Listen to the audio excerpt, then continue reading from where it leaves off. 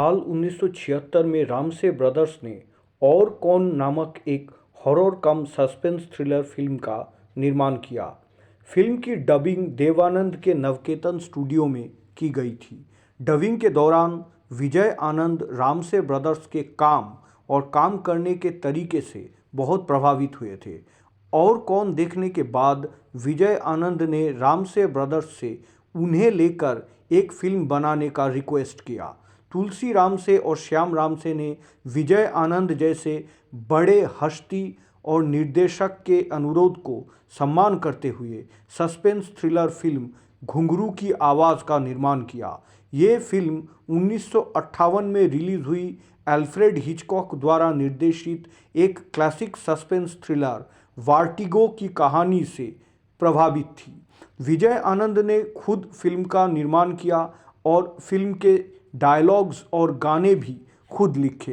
इसी फिल्म के लिए विजय आनंद उर्फ गोल्डी साहब ने किसी फिल्म के लिए पहली और आखिरी बार संगीत लिखा था। विजय आनंद खुद एक बहुत बड़े निर्देशक थे, लेकिन उन्होंने कभी भी फिल्म घुंघरू की आवाज़ की शूटिंग के दौरान रामसे ब्रदर्स के काम में कोई दखलंदाजी या हस्तक्षेप नहीं किया, जब तक कि रामसे ब्रदर्स ने खुद उनसे सलाह ना लिया हो। आमतौर पर कम बजट की बी ग्रेड फिल्मों के निर्माताओं के रूप में जाने जाने वाले रामसे ब्रदर्स ने पहली बार नवकेतन जैसे बड़े बैनर के तले कोई फिल्म को निर्देशित किया। फिल्म घुंघरू की आवाज़ रामसे ब्रदर्स की पहली फिल्म थी जिसमें वो ए ग्रेड आर्टिस्ट के साथ कोई रेपुटेड बैनर के अंडर काम किया, और ये फिल्म रामसे ब्रदर्स द्वारा निर्मित पहली नॉन हॉरर फिल्म भी थी। घुंघरू की आवाज़ एक सस्पेंस थ्रिलर मूवी थी। फिल्म बहुत अच्छा नहीं चली, हालांकि राहुल देव बर्मन द्वारा दिए इसके गीत बहुत लोकप्रिय हुए थे। फिल्म की शूटिंग के दौरान फिल्म के निर्माता विजय आनंद और अभिनेत्री रेखा के बीच कुछ मुद्दे को लेकर मनमुटाव या असहमति हो गई थी, जिससे फिल्म को पूरा करने में लगभग 1 साल देरी हो गई। रामसे ब्रदर्स बहुत ही कम समय में अपने फिल्मों का निर्माण और रिलीज करने के लिए मशहूर थे, लेकिन घुंघरू की आवाज़ रामसे ब्रदर्स की पहली फिल्म थी जिसे पूरा करने में बहुत देर हुई। और यही अनुभव या एक्सपीरियंस से सबक लेते हुए रामसे ब्रदर्स ने अपने बैनर तले बिजी और बिग स्टार कास्ट के साथ काम करने में आगे कभी दिलचस्पी नहीं दिखाई। शूटिंग के दौरान सहयोग ना करने पर विजय आनंद रेखा से काफ़ी खफा और नाराज़ थे। विजय आनंद और रेखा के बीच अनबन तब शुरू हुई जब रेखा ने फिल्म की ज़रूरत के चलते विजय आनंद के साथ कुछ अंतरंग दृश्य में अभिनय करने से साफ मना कर दिया। तुलसी रामसे ने एक इंटरव्यू में कहा कि शायद वो अमिताभ बच्चन ही थे जिन्होंने फिल्म में रेखा को किसी भी इंटीमेट या अंतरंग रोमांटिक दृश्य शूट करने से मना किए थे।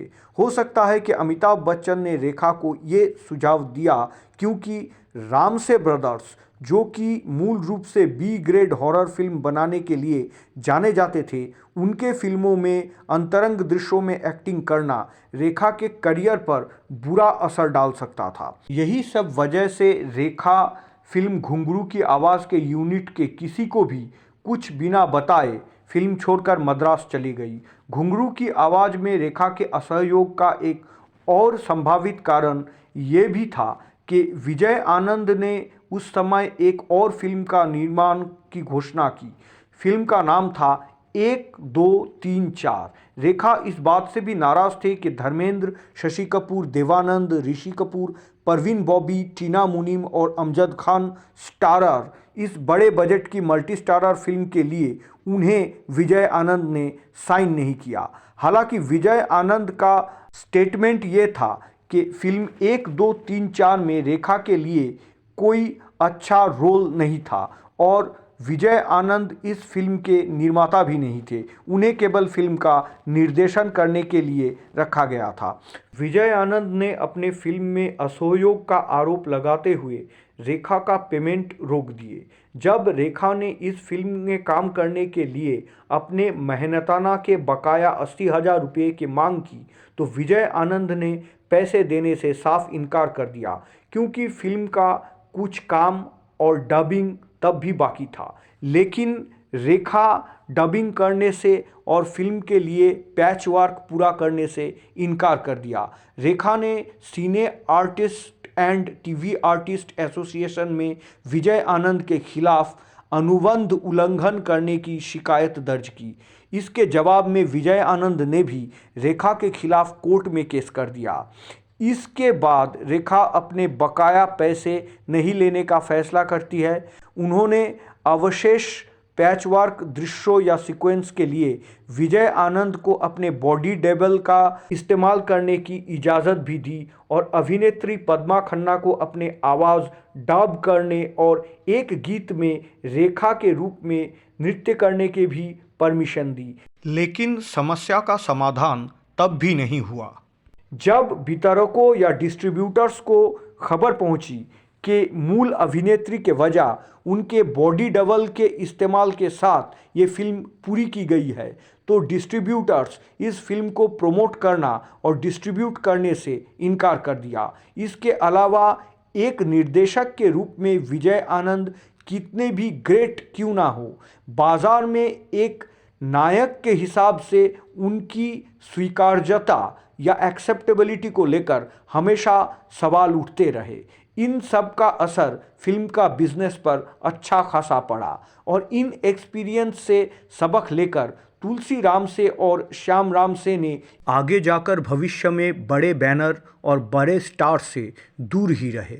रेखा की गैर मौजूदगी के कारण फिल्म के एक गीत रोते रोते रहना को तुलसी रामसे और श्याम रामसे ने बिना ये दिखाए कि कौन गा रहा है बड़े कुशलता के साथ पिक्चराइजेशन किया था। कहा जाता है कि ये बॉलीवुड का पहला ऐसा गाना था जिसे इस तरीके से शूट किया गया था। घुंघरू की आवाज़ वेटरन एक्टर हरिंद्रनाथ चैटर्जी की आखिरी फिल्म थी। ये बुजुर्ग अभिनेता फिल्म में नवाब जंग बहादुर के एक अहम किरदार में नजर आए थे।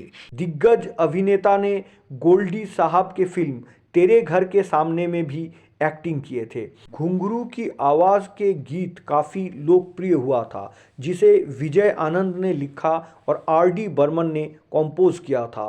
बता दें कि आर.डी. बर्मन को बतौर म्यूज़िक डायरेक्टर एक अहम ब्रेक विजय आनंद निर्देशित फिल्म तीसरी मंजिल में ही मिला था। फिल्म घुंघरू के आवाज़ के कुछ सीक्वेंस में ज्वेल थीफ और द ग्रेट गैम्बलर के बैकग्राउंड म्यूज़िक का इस्तेमाल किया गया था।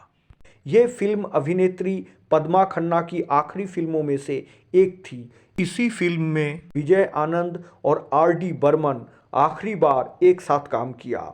आँखियों का कजरा, बालों का गजरा, कानों का झुमका किसके लिए, इस गाने के धुन पहले आर.डी. बर्मन ने एक बांग्ला फिल्म कलंकिनी कंकावती में इस्तेमाल किए थे। बांग्ला गाने का बोल था आधो आलो छायाते किछु भालोबासाते आज मन भोलाते हबे बलोकार। इस गाने को मिथुन चक्रवर्ती और शर्मिला टैगोर पर फिल्माया गया था। हिंदी वर्षन की तरह बांग्ला वर्षन में भी किशोर कुमार और आशा भोसले ने अपने आवाज़ दिए थे। घुंघरू की आवाज़ फिल्म में डॉक्टर श्री राम लागू ने एक बहुत ही इम्पोर्टेंट रोल प्ले किए थे।